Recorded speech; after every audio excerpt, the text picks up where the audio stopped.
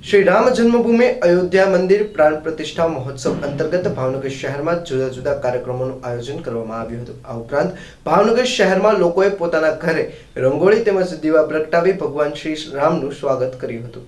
हिंदू समाजना वर्षोना संघर्ष बाद आपણા સૌના આરાધ્ય પ્રભુ શ્રી રામ પોતાની જન્મભૂમિ પર પરત ફરી રહ્યા છે। શ્રી રામ જન્મભૂમિ પર ભવ્ય મંદિરનું નિર્માણ થઈ રહ્યું છે અને ભગવાન રામ વર્ષો બાદ નિજ સ્થાને પુનઃ બિરાજમાન થવાના છે। ત્યારે ભાવનગર શહેરમાં વિવિધ કાર્યક્રમોનું આયોજન કરવામાં આવ્યું। આ ઉપરાંત લોકોએ પોતાના ઘરે રંગોળી તેમજ દીવા કરી ભગવાન શ્રી રામનું સ્વાગત કર્યું હતું, જેમાં ઇસ્કોન મેગા સિટી ખાતે સોલંકી કેબલ તેમજ સૌરાષ્ટ્ર ચેનલના સુરેશભાઈ ત્રિવેદી તેમજ અનિલભાઈ પંડ્યાએ પોતાના ઘરે ભગવાન શ્રી રામનું આગમન કર્યું હતું।